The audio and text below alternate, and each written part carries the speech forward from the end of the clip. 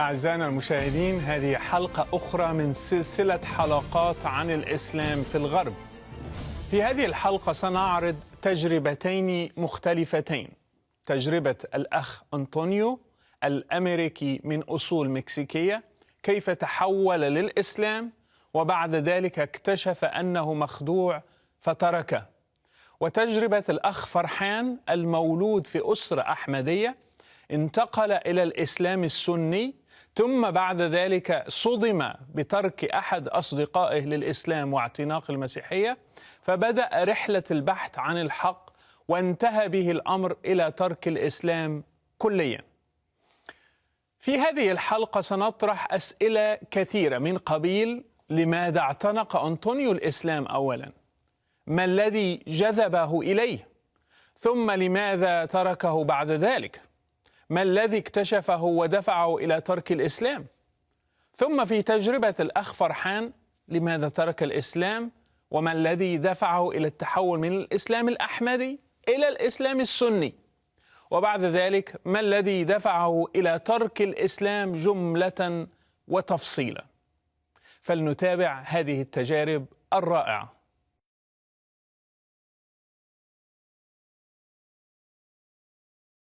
Today we have Brother Antonio with us. He's going to share his journey with us. Welcome. Thank you for having me. And let's start from the beginning. How did it all start? From the beginning, I mean, you're talking about the book of Genesis beginning and then it moves on in redemptive history. No, I'm joking. The beginning, I wasn't raised in a Christian home. I wasn't raised in a Catholic home. I wasn't raised in a Muslim home. But later in my life, when I was about 17 or more or less 18 years old, I was tired of my life decisions, things that I was doing. I was, in and out of jail, doing things that I know for a fact I shouldn't have been doing. And so the weight of my sin was so overbearing upon my shoulders. And I remember a few of my friends were claiming to be Muslims, but they weren't really practicing Muslims. They told me about it. And it sounded interesting enough for me to go to the local mosque to go check out when I got off of work. And when I entered the doors of the mosque, looking upon the walls, I was anticipating somebody to come talk to me because I was just a lost soul. And sure enough, some little Arab man, probably short, came to talk to me. And the first thing he denies the biblical doctrine of the Trinity. He just flat out denies what Christians were. And I'm just like, I didn't really care because I wasn't a Christian, so it didn't matter to me. He pulled me into his office, explained to me Islam, and told me that Islam could change my life. And that's what I needed the most in my life, was a change in my heart, a change in my life, change in my actions. And, he told me, and he showed me how to take the Shahada in Arabic. I didn't know too much about Arabic or this whole idea. You got to learn it in Arabic and stuff like that. And you got to say it in Arabic. But I still took it in Arabic. You did the Shahada? Yeah, I did the Shahada. On that day? On that day. So how much time you had to learn about Islam? Not very much time. Like 1 hour, 2 hours? Maybe about an hour. He told me about Islam. But he didn't tell me everything. It wasn't until years later. I mean, 1 hour, what can you learn in 1 hour? He just told me how Islam is a religion of peace, how Muhammad is the final messenger, how he comes in the same line of Abraham, Isaac, and Jesus.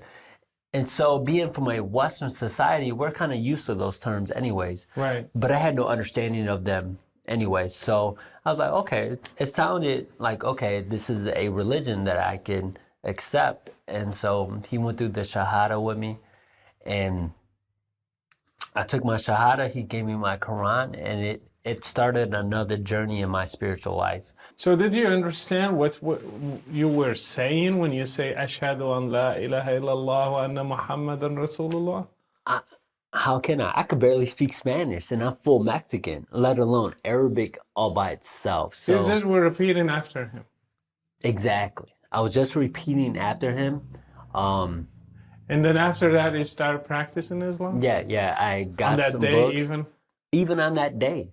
Even within the next hour, I went and I got the books. He gave me a few books, and I got some books from their library on prayer and stuff like that. And I was learning the 5 pillars. Like he didn't even, he told me about the 5 pillars. And that whole Hajj pilgrimage to Mecca, I Right. was excited about because I was like, oh, I could go, to Mecca. And it seemed really fascinating to me. Right.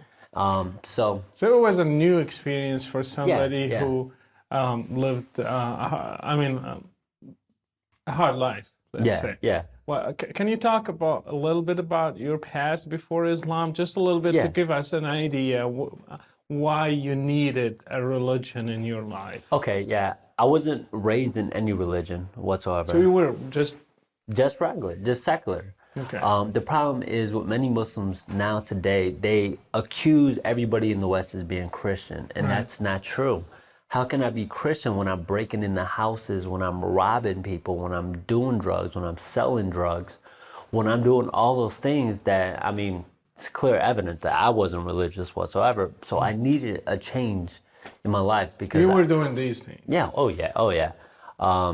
A lot of things that my mother does not know about that I would be ashamed to tell my mom about because it was this, how can I do such things? How can I hurt such people? How can I do these things that would just bring shame and just heartache and pain to my family? And so I was doing those things privately.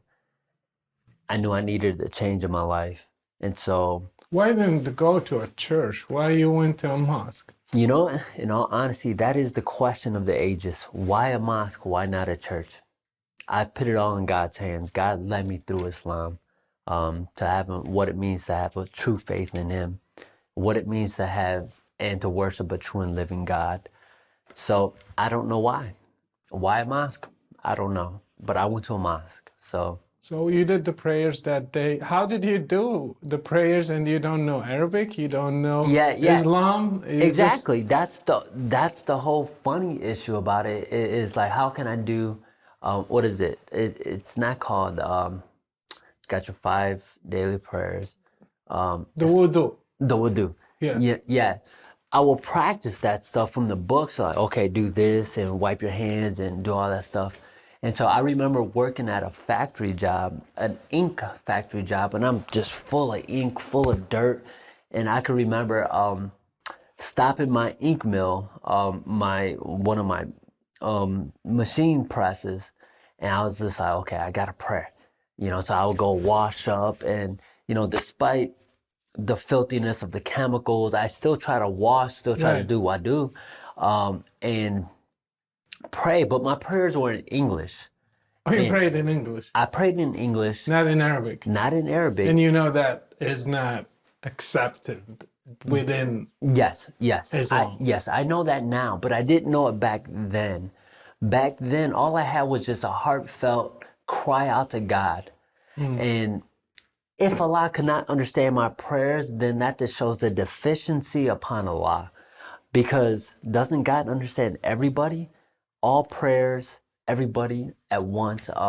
Didn't anybody comment on that? Like, since you Not till later in life when I started, when I became a Christian and started talking to other Muslims, they're telling me that I wasn't sincere, telling me I couldn't pray to Allah in English or do the prayers in English and stuff like that. Like, I understand what they're saying about it, but at that time, I thought I was, being a good Muslim, as far as at that time, because all I did was just have my Quran.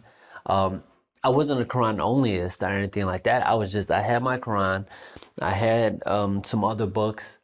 I didn't really have too much of the Hadith or anything like that, Bukhari or anything like that. Wasn't until much later, until I left Islam, that I had to learn about all this other stuff, because now I'm talking to Muslims about Jesus, but I need to know what I'm talking about when it comes to Islam. right. So you were you just following what others are doing when that day when you started doing, just watching them and like? yeah, pretty much. Can you tell me a little bit about it? I'm eager to know. Yeah. Well, the problem is somebody didn't come alongside of me, and it struck me. I was just watching individuals, how they prayed, what they were doing, and I figured, okay, I'll copy them. So I started mimic and copy what was I seeing in the mosque.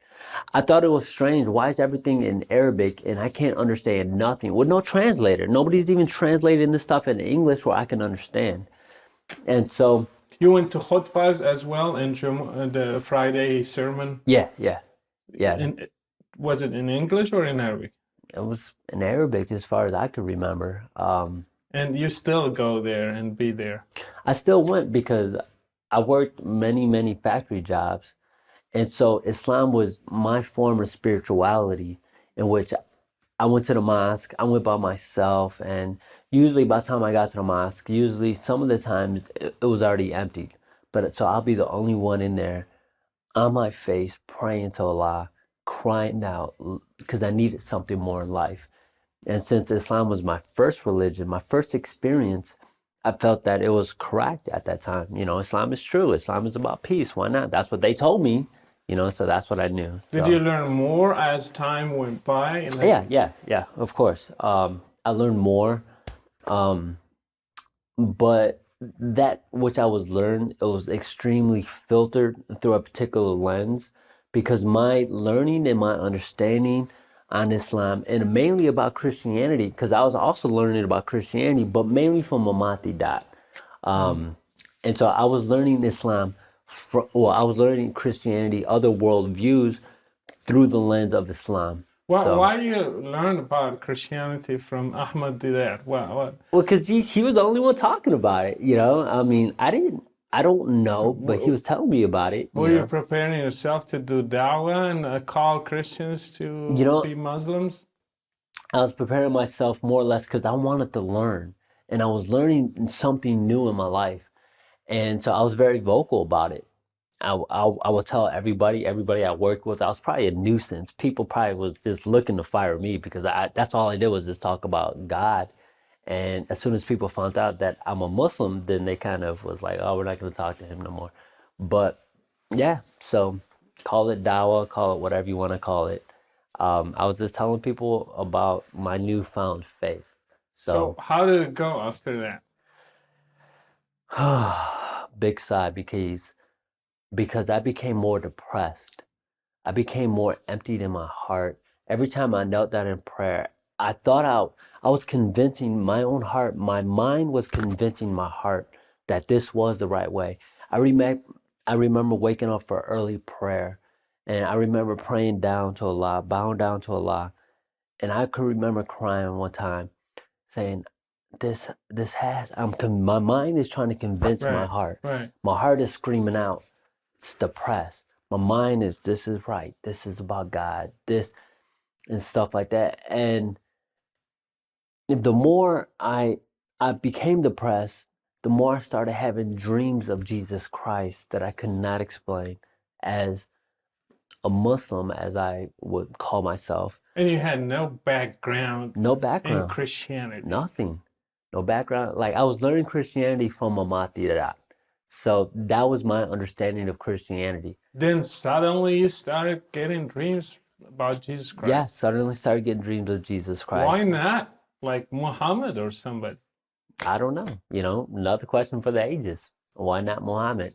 I don't know. Those dreams of Jesus, but I couldn't explain them or anything like that. So you knew it was Jesus. I woke up with the impression that this was Jesus, not with my theological categories of that this is the second person of the Trinity or my certain understanding of things, but I woke up with the impression, some inner feeling that this was Jesus. What did you see? A few dreams. I could explain 3 of them really vividly. I remember one night I'm swimming in an ocean all by myself. And as I'm swimming, I could see a figure sitting on a big rock. And he's fishing for me. Just fishing for me. I heard no voice, I heard no words. I just seen a figure fishing for me. And I woke up and I realized that was Jesus. I didn't realize that, oh, Muhammad is calling me to prayer or anything like that. I realized that was Jesus.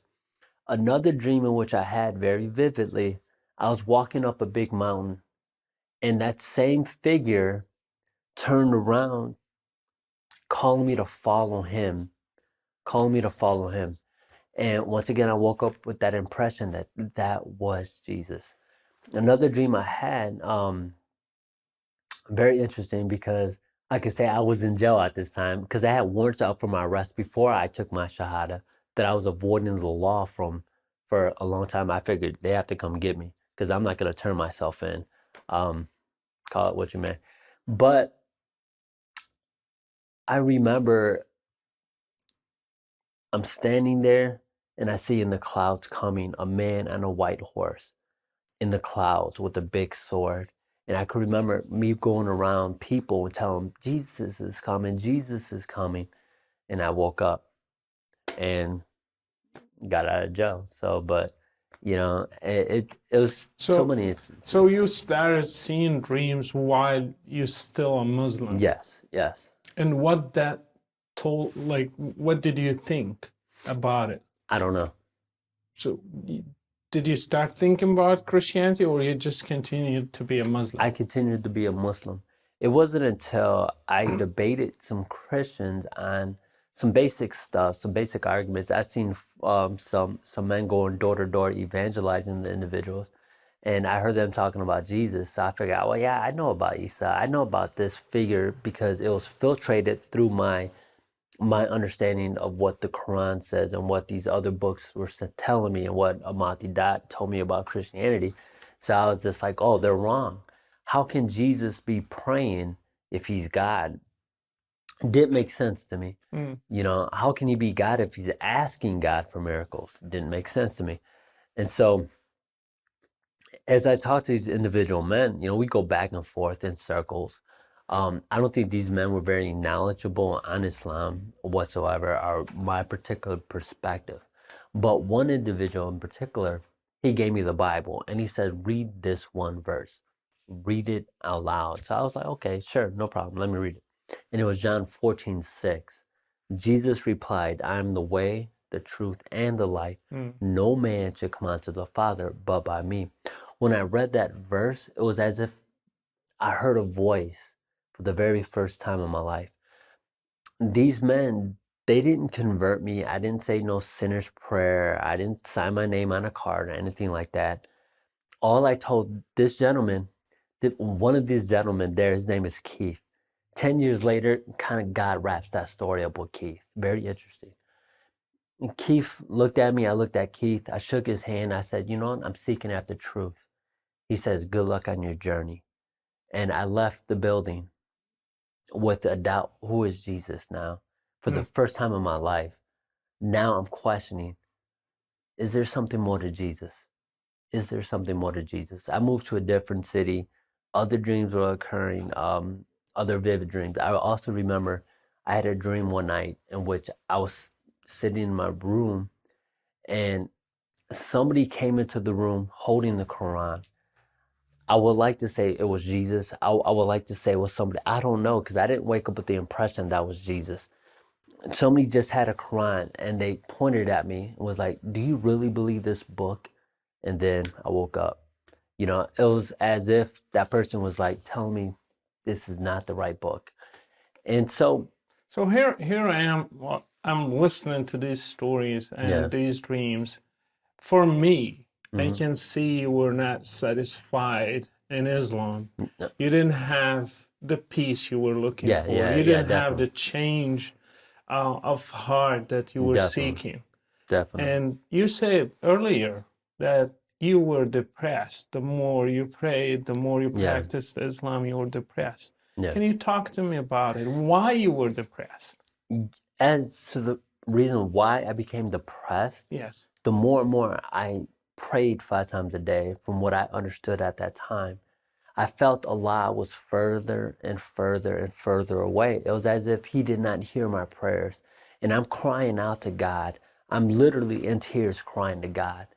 And if I felt as if he did not hear my prayers, I was praying to a brick wall many times. It was as if my prayers couldn't get any higher than the ceiling of the roof I was at. And so so I just became more depressed. So you were not satisfied as a Muslim? I I wasn't satisfied, but it wasn't really about my personal emotions. It's about truth. Mm. Truth, regardless if you're happy with it or not, truth is truth. Right. You know, and so even though my heart was telling my mind something else, I still practiced, I still did it because I felt that this was true, you know. And So when you were like, you had some, let's say, kindled on your way, one of dreams, yeah, friends planting seeds in your heart, saying that Jesus is the way and the truth and the life. yeah. And then how that seed or those seeds flourished in your heart. Well, scripture is very true. The Apostle Paul writes, one man plants, another man waters, but the Right. Lord brings the increase.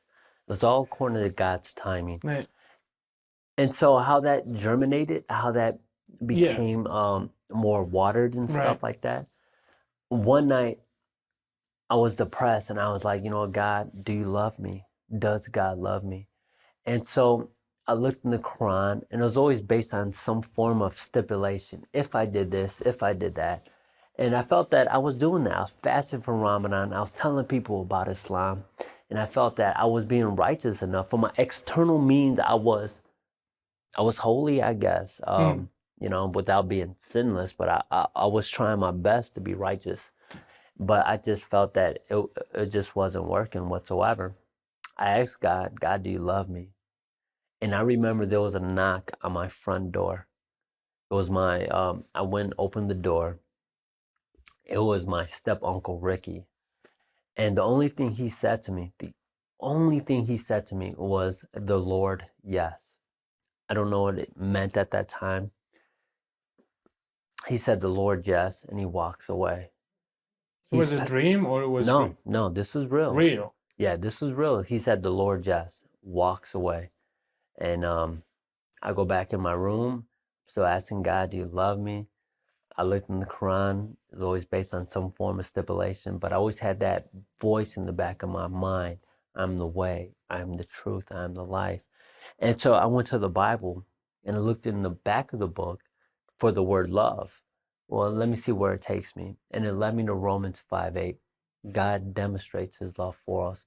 While yet we're still sinners, Christ died for us. I didn't understand certain biblical theological issues right away. The only thing I knew was that the God of the Bible loved me unconditionally, despite me. And even though I was trying to be righteous enough, but I knew I was still a sinner. For some reason, I had this weight upon my shoulders that Islam cannot alleviate.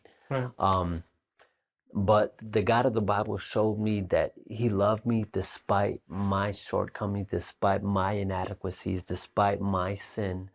That the God of the Bible is the true God, and that God I wanted to believe in. I didn't understand the Trinity just yet, or the deity of Christ, or why Christians come to such and such conclusions.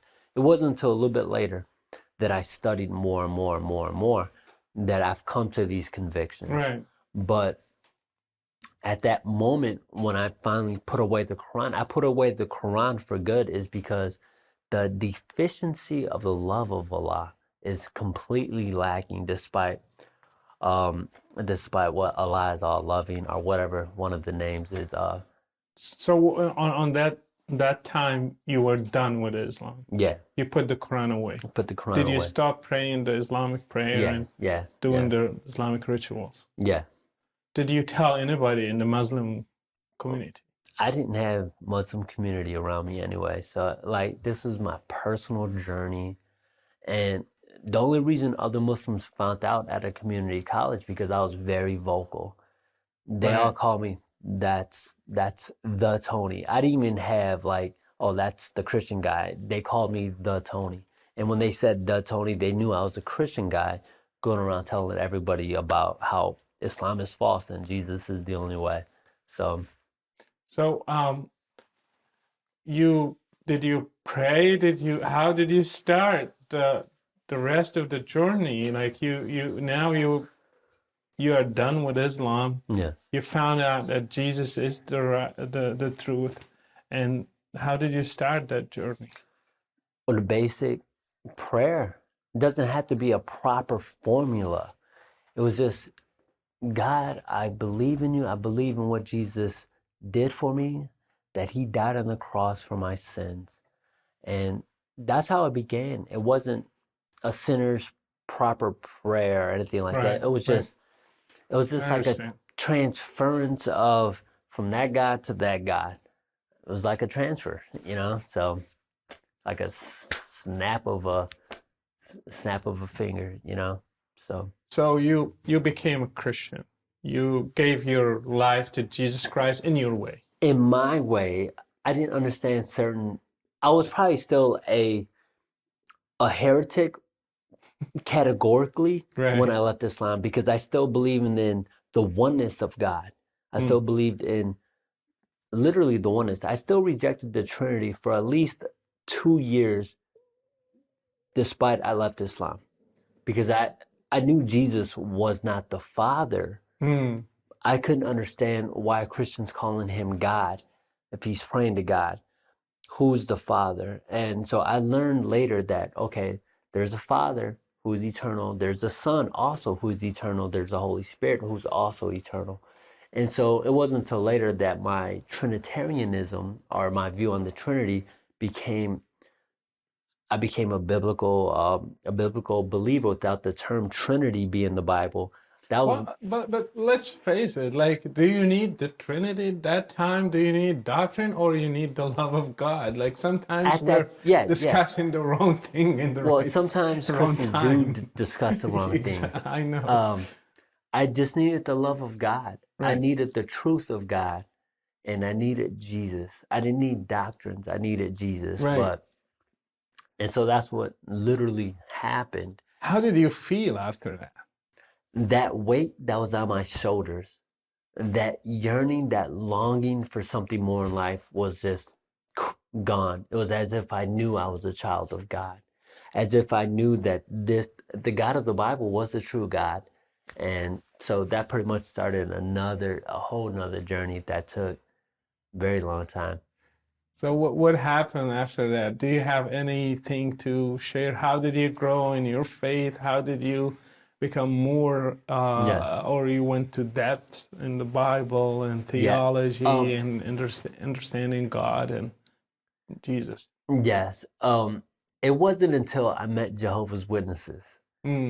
They were telling me about their view. I met them when I was locked up, because now my warrants that I had in my previous life, even before Islam started to appear, started to come. It was as if God was protecting me. He knew I was going to go to jail. I was going to go to jail no matter what. It was just a matter of, am I going to go to jail as a Muslim? Came out more harder, more just angry at the world? Or do I go to jail with a purpose and a plan that has been set forth in the motion?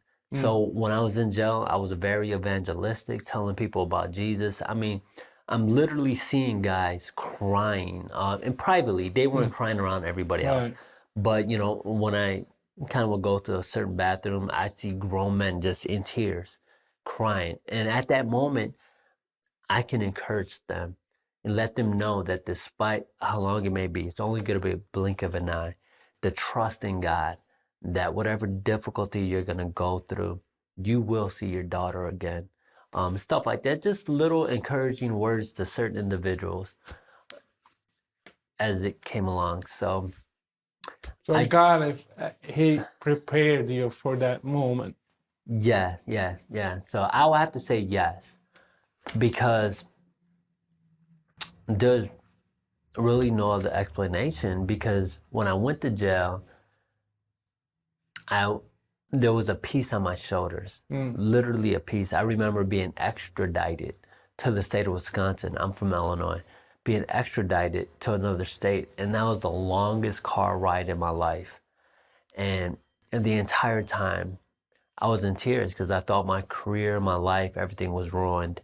But I had a sense of peace. I had a sense of joy that overflooded my emotions, and I knew what God wanted for my life. So, and then it wasn't until I was there that I began to study apologetics and, basic Christianity. Right. What is Christianity? I knew Jehovah's Witnesses were wrong. I knew Islam was wrong. I just couldn't pinpoint certain things just yet until I studied, And did you get a degree in theology? Later in life, oh man, my journey it's like very long. Okay, because I was eventually I got out of jail. I went back to community college. I wanted to study art because I'm an artist by natural gifting, I guess. And so I was doing art, but my art teacher told me to stop talking about God to everybody. And so that became really depressing for me because it's like, that's all I knew. All my artwork became about some form of a way for me to talk about Jesus.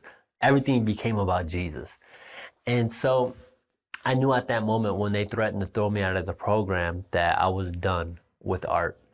And so I went to the computer, looked up Bible colleges, and lo and behold, Moody Bible Institute was like 45 minutes away from where I lived, and it's paid tuition. So free sounds pretty good to me at that time, especially being broke. Right. And so I applied. Well, I sent for like 4 or 5 applications for Moody because I was afraid to apply right away because I was afraid of rejection. And so one time I finally applied. I sent it overnight delivery, and I got my acceptance letter telling me I was accepted into Moody Bible Institute, and my just floodgated with tears of joy and happiness. Finally, something in my life made sense. And that began a whole nother journey too, because my second year at Moody, literally I woke up blind. I couldn't see no more. And so eventually later diagnosed with MS. And so it's another battle, but the Lord is teaching me how to rely upon Him in so many ways in which I would have never dreamed of before. So, yep. And I graduated. You graduated. I stumbled across the stage, but I walked across the stage, and it was one of the biggest accomplishments to my point in life at that time. There's so much more God has in store for me, and I'm just pursuing Him now with joy and with happiness, and I'm very evangelistic, telling everybody and every Muslim I see about Jesus. So, amen to that. Going back, just a few questions about your journey to Islam. Why you think, I'm sure you met people who converted to Islam. Yeah, oh yeah. And can you give me a summary why they convert to Islam? Are they similar? Did you find similar stories to yours? It just people are seeking God, but seeking Him in the wrong place. Yeah. Like, can you talk about it a little bit? Some of the individuals that I've later met that converted to Islam was very much similar to mine. Just the hardships of life, the depression, stuff like that, and they needed something more in life. And so they became a Muslim. Some people that I've met that became Muslims, some just got super integrated into the culture. They really got immersed in the Islamic culture, stuff like that. Those are the people who are the most interesting, because I'm just like, you're a Caucasian guy with a full beard and all this stuff, and I'm just like, well. Do you think? I don't know. I just want to understand, basically what happens to people that.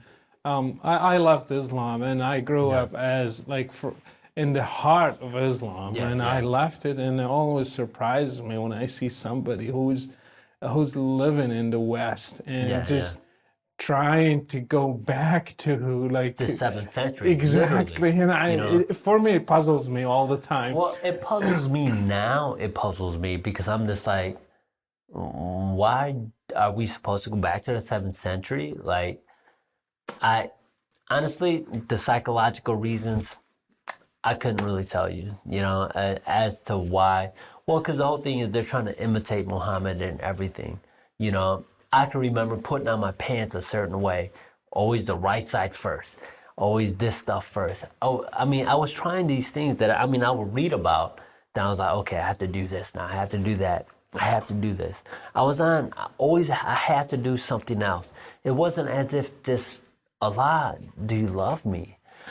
Just something basic. I needed a hug from God to tell me I'm His child, and just wasn't there for me in Islam. So And another question, did you receive any follow-up from Muslim leaders, sheikhs, imams, or just like the as if they gained one more to Pretty much. and That that's was it. That was it. Pretty much I said my shahada, and he probably went home that day super proud of himself that he converted a Muslim, that he converted a westernized guy. He probably even categorized me as a Christian, even though I was not a Christian. And so, you know, he just chalked one more for his bag. And so I didn't know anything about Islam. The most individuals, I say a majority of everybody that I've met that converted to Islam had no idea about Islam, let alone Christianity, but yet they speak against Christianity. They know nothing of Christianity. And a few individuals that I've actually confronted in their face personally, like a Yusuf Estate, I literally confronted him about his lies until I was escorted away. He told me he doesn't do debates. I wasn't there to debate him. Right. I was there to embrace him and say, there's some things you got wrong, man. Let me tell you about what you got wrong. But he didn't have it. So, what can I do? One last thing. Can you share a word with people who are probably like you, Yeah. being deceived by the appearance of Islam as an appealing religion or path to God? Yeah. What do you tell them? Study, read. This whole idea that Islam is peaceful religion's not true. You know, I could give you a litany of books, scholars, Muslim books, their hadith that shows how barbaric it really is. And I would tell these people who are on their spiritual journeys, you know, it's okay to study different religions, but know what these religions are about before you jump in head feet and all of a sudden you're in a full burqa and, you know, you're doing all this stuff and you not know anything about what you're getting yourself into. Because I spoke to many Muslimas and who are westernized, but they knew nothing of Islam, but yet they got the full burqa on and they're doing all this stuff, and my heart is breaking. I'm just like, girl, do you know what Islam really teaches? You know, and 99.9% of the time, they don't know whatsoever. So, Well, thank you, Brother Antonio. thank you for having me.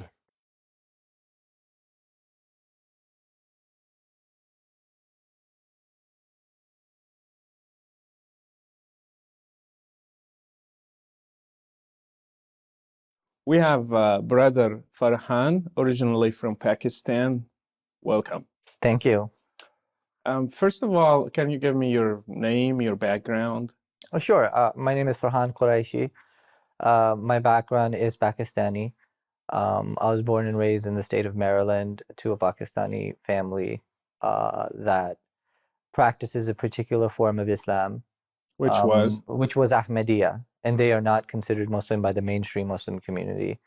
And so when I was 17 years old, I left the Ahmadiyya community and I converted to Ahl Sunnah wal Jama'ah, which is the mainstream orthodoxy.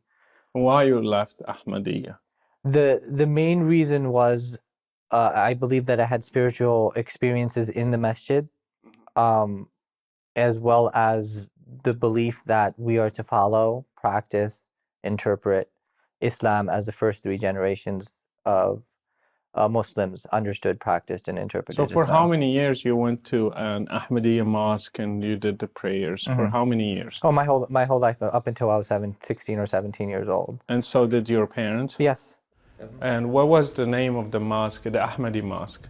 Beitur Rahman in Silver Spring, Maryland. My grandfather was a missionary, a muballigh or an imam for the Ahmadiyya.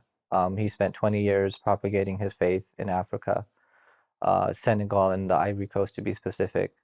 And so my family was a very religious family in terms of their Ahmadiyya upbringing. And so when I left Ahmadiyya for Ahl Sunnah wal Jama'ah, which is mainstream Islam or Sunni Islam, it was quite devastating for them to see that. Did they reject you or just like hard times? It was close to rejection in terms of kicking me out. The thing is, I was underage, and so they couldn't legally do it. But it was to the point of certain threats of abandonment, and you're not a part of the family, you're worse than a cockroach. They wouldn't let me go to the Sunni masjid. They would take my keys away, and things of that nature. That was more so in the beginning. Tears, a lot of tears from my parents, which was hard to see. So it was a hard transition from one. So it was painful for all of you. All of us, the whole family, not just our immediate family, but the extended family as well.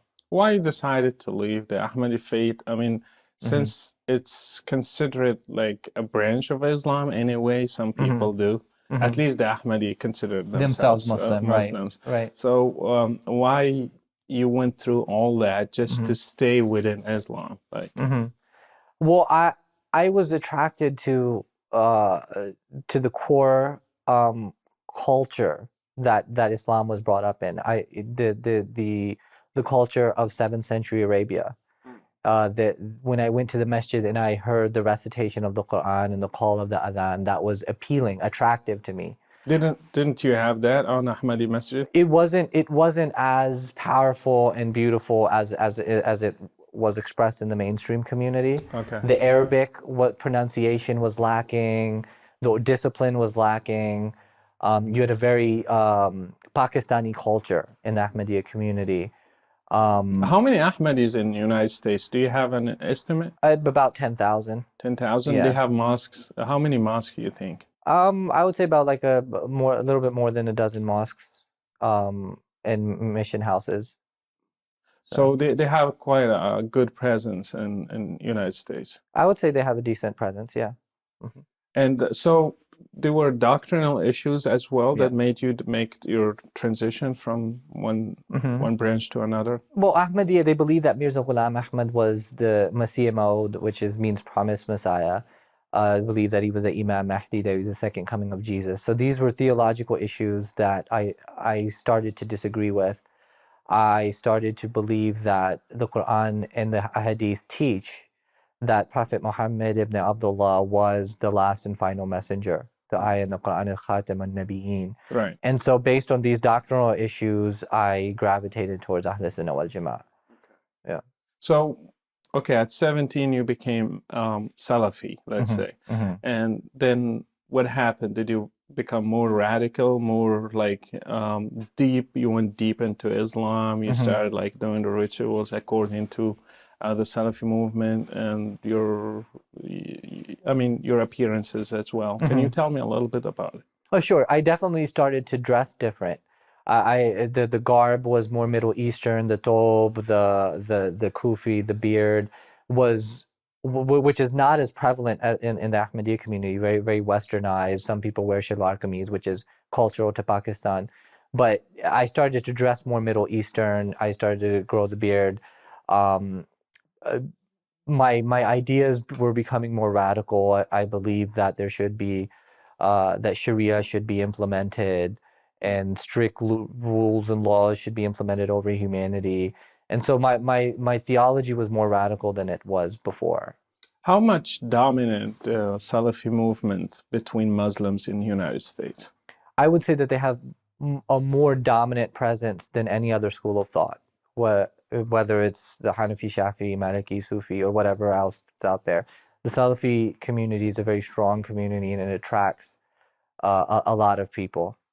Did you see many conversions of Americans coming through to Ahmadiyya or to the Salafi movement? I saw more American converts to the Salafi movement, definitely. Did you see any convert to Ahmadiyya? Yes. Americans? Yes. And why do you think the Americans are attracted to Ahmadiyya or to the Salafi movement? Can you give me like some reasons of depending on your experiences? Well, I think the same reason when I went into the Sunni masjid, you hear this recitation of the Quran, you hear the adhan. In psychology, this is called what's known as the peripheral route to persuasion, which means that these incidental cues, a powerful sermon, a beauty from cultural aspects, that is appealing to certain people, especially when they've never heard or seen anything like it before. And so when you go in the presence of that, it brings about an interest, a mystique, if you will, something mystical about it. And that's what begins the process of, okay, let me look more into this. And I think that that's what it is. It's a cultural, people are interested in the cultural aspects of Islam and they become attracted to it. And I think that's what it was partly for me, and it is for these individuals who are coming to the mosque for the first time and hearing something like the call to prayer. So when you became a Salafi, did you study more of Islam? Did you like study the Quran more, the Hadith, the Seerah? What did you do during these years? Oh, absolutely. When I became Salafi, I definitely started to learn more. And my primary goal and my primary studies were focused on inviting followers of the Ahmadiyya community to Ahl Sunnah wal Jama'ah, because the Muslims consider the Ahmadis as non-Muslim. They consider them as kafir, as infidel. And so it was my goal to bring these people who I felt were being brainwashed by a cult, the Ahmadiyya community, and bring them back to what I now saw as a true Islam. Correct them, like bring them to the right Islam. Dawah. It's dawah, invitation, inviting them to the true Islam, because from my perspective, they were not Muslim. Right. Did you succeed in bringing some of them? I did a lot of debating, and I met people who left Ahmadiyya for Ahl Sunnah wal Jama'ah, and people reached out to me saying that, thank you for standing up. So I did witness, usually it was through online conversations of people saying that, thank you for standing up. It's encouraged me to think otherwise now. Did you receive anything from the Ahmadi people, like any threats, any insults, anything like that? Not so much threats. They're a very peaceful community, the Ahmadiyya community is. So not so much threats, but in terms of boycotting me, not allowing me to go to the masjid because they thought that I might be trying to influence them in some way or another. That type of stuff definitely went on. How did you start questioning the Salafi movement? What sparkled that? It was a combination of two things. I started debating Christians in 2006, which happened because an Ahmadi friend of mine named Nabil had converted to Christianity. He was baptized. And I wanted to confront him on why he converted. And so that's when I started to debate Christians in 2006. And so when I started debating Christians, my premises, my beliefs about Islam were challenged in a way. And certain arguments were made that I wasn't completely familiar with. And so I was exposed to an alternative perspective to Islam more now than ever before. And so debating Christians was a part of it. And then my undergrad in psychology opened me up to my own behavior, as well as Muslim behavior and other types of behavior. And the combination of all of that kind of led me to the conclusion that Islam is not the ultimate reality behind our existence. Wow. So what did you decide? What did you do? Did you take it seriously? You stopped? Well, in the beginning of undergrad, in the beginning of debating, I still had faith that Islam was true. I wanted Islam to be true. I really wanted Islam to be true because I had an emotional attachment to my identity as a Muslim. And I learned that through psychology later, that this is an emotional attachment to an identity, to a culture, to a tradition. And once I was able to see that, I still wanted Islam to be true. I still had those biases, as we would say in social psychology, or a cognitive dissonance where you have two conflicting beliefs simultaneously. And so I tried to seek out more liberal forms of Islam because I was Salafi. And everywhere I turned, Sunniism and traditionalism and some of the radical beliefs would still surface. Even if you interpret it a different way, there's still, for example, even the Sufis, have to acknowledge that there are hadith that talk about killing people for apostasy. They say that it's for treason. But they would implement these things in a Sharia society. And those were just, some of the things that I was aware of. that I really didn't believe in. I didn't think that a merciful God would want to treat his creatures this way. What things were really the reason behind leaving Islam for real? Like, can you give me or point out some, highlight some things that were powerful reasons for leaving Islam? Well, one of the most powerful reasons was the explicit tortures that were described in the Quran in terms of Jahannam, that your skin is going to be burned off and replaced with new skin, that you're going to be hooked with iron rods and dragged back into the boiling water when you try to escape, and that these type of explicit, grotesque tortures would occur for eternity in a very literal sense.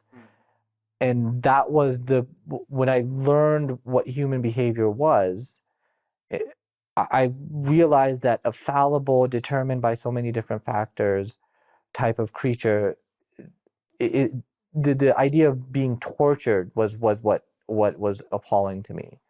I think that there was other ways of justice that would be more appropriate, and torture is just not appropriate. And we were taught, even in America, we were taught about cruel and unusual punishments and how we're trying to get away from that.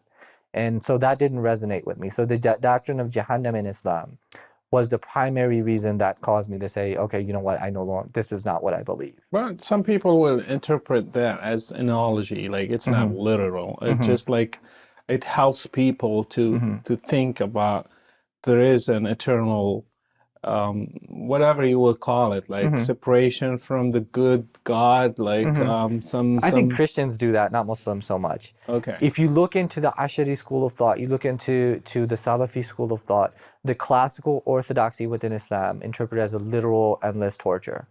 Even the Sufis, who you would consider as liberal as can be, their aqidah says that this is going to be a torture that never ends. There's no metaphorical interpretation of it within Ahl Sunnah wal Jama'ah, not in the classical schools. As I recall, the Ahmadi believe there is an end to. I'm not sure of it, but what Ahmadis do, but not Ahl Sunnah wal Jama'ah. So why not go back to Yes, Ahmadiyya? that's Well, then it would have to go back to Mirza Ghulam Ahmad, and if you can take him seriously or not. The thing is, or Mirza at Ghulam least Ahmad take that doctrine from them, and like probably will fit within. But then I would be making my own Islam. And here's the thing, and what I was taught in Islam is that you are not to interpret the theology yourself. The scholars have spent years and years studying, so there should be a level of taqleed, The Salafis don't believe in taqleed, but they still believe that there should be an ijma amongst the scholars, and that's what the followers believe. And that's what, it'd be inappropriate for the general Muslim, the lay Muslim, to interpret the theology himself. So I would be creating my own Islam. I would be inconsistent with 1,400 years worth of theology. So what this is first thing. Can you give me another thing? Once that hit me, everything else was opened up for me, including the things that the Christians were talking about. Whether it was examples of like the satanic verses and how Muhammad dealt with that situation, or whether it was a person by the name of Abdullah Abisar, who left Islam. Yeah, he was an apostate. Yeah, he apostated Islam after he was able to change the Quran as he wanted to change it. All of these stories just started to make sense from a historical perspective. The conquests of Arabia, the companions of Prophet Muhammad couldn't get along. You had Ali versus Aisha, and these were supposed to be the icons of Islam, and this was supposed to be the best generations of Muslims. And you have all kinds of chaos that become apparent to you, whereas before you're ignoring them and justifying them because you're in love with your identity, you're in love with the ummah, you're in love with the culture. And so you justify and ignore all these things, interpret your way around these things, but when in reality you know that this is not something that should resonate. So you kind of had a light that now everything looks clear, or clearer than before, at least. And you started doubting even, did you doubt the person of Muhammad himself? Well, yeah, this is At the a big beginning, part like of you it. started question according to your background? Well, I looked at him psychologically. I looked at him within a 7th century context. I looked at him within a possibility of having endured something like temporal lobe epilepsy, and which I think is beyond a possibility. I think it's plausible, more plausible than anything else. And so when I started to think about those factors, among many other factors, I think that he had influences like Waraka bin Nawfal, among others, within history. The personhood of Muhammad started to make more sense to me too. So you left Islam? Yes, I'm done with Islam. And did you tell people? Did Yes, you tell your immediately. family and your friends and like your colleagues in the mosque and everything? Yeah, I told them. What was the reaction? It was some of it was shock, some of it was pain, a lot of pain. One of my best Muslim friends, I won't mention his name, deeply hurt by it. And because we did dawah together and we practiced together and we learned things together, and there was an emotional bond there. There was an emotional friendship there. And so those friendships are a little bit different now. You know what I mean? There are some relationships that no longer exist as a result of my apostasy. How did your family take it? Like, it's one thing to go from one branch of Islam to another, yeah. and then living it for real. That's at least they had hope. Like when you're still like Salafi, you still believe in Muhammad and the Quran, the prayers and everything. You're just like, you have few differences, but now it's completely another. Well, the two communities, the Ahmadi community and the Ahl Sunnah wal Jama'ah, don't get along. The Ahmadis are very much persecuted. So when I left Ahmadiyya for Ahl Sunnah, I left to the group that persecuted and kills Ahmadis in countries like Pakistan and Bangladesh. So I basically joined the enemy according to them. And so that was far more devastating, believe it or not, for them, for me to leave Ahmadiyya than it was. This is news for me. Yeah, than it was for me to leave Islam. Now, granted, my parents in that community, they say they absolutely love Muhammad and stuff like that. But I think that their attitudes are a lot different than most mainstream types of Muslims. So when I left Islam from them, a lot of them were like, "I told you so," in the sense that once you leave Ahmadiyya, you're bound to leave Islam because Islam is too radical.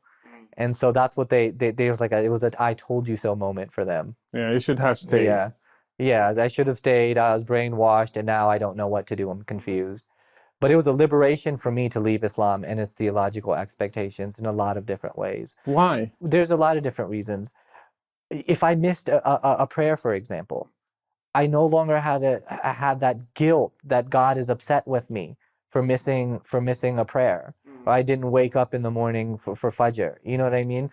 And those were paranoias that developed in my psyche, that God was upset at me because I'm not following the rituals right, or maybe my prayers aren't being accepted because I did something wrong, or because my aqidah isn't perfect. And these were paranoias that developed within my mind, that I'm completely liberated from now. I don't have to wake up at 4 o'clock in the morning to pray Fajr and think that God is mad at me anymore. It's a relief. Well, some people will say it's just like laziness. You of course you want to be like free of anything. You are not accounted to anything, and you just want to live your life. So many people want to do that, but God is not like that. You should follow some rules. Well, I think that the discipline and structure was good, and I prayed every 5 times a day as much as I could, but there were times where I would miss prayer. You know what I mean? And I felt guilty because I wasn't following it to the T. You know what I mean? And then you read about the hadith, and the angels are going to come to you and ask you about salah, and so there was a paranoia there that I was liberated from. That that God, who wants me to follow specific rituals and go to Mecca and make 7 circuits around the Kaaba, run between Safa and Marwa, go kiss the black stone and throw rocks at a devil statue, that this is what makes God happy with me. I no longer have to believe these things.